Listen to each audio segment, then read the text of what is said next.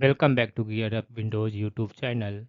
In this video, we will guide you on how to pin Gmail to Windows 11 taskbar using Google Chrome browser.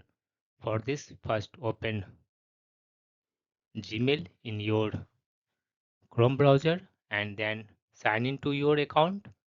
Then click on this one triple dot menu in the top right corner, and in the drop down menu select this one save and share option and then choose create shortcut option.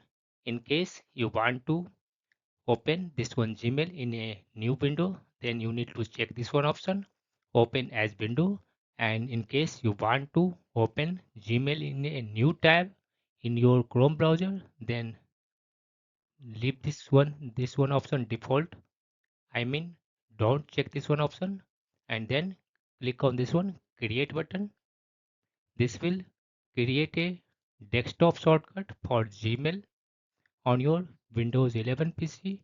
Now select this one desktop shortcut, right click on it, then choose show more options and then click on this one pin to taskbar option. This will pin Gmail to your Windows 11 taskbar. Whenever you want to open a Gmail in your Windows 11 PC, click on this one icon in the taskbar and it will open in your Google Chrome browser by default.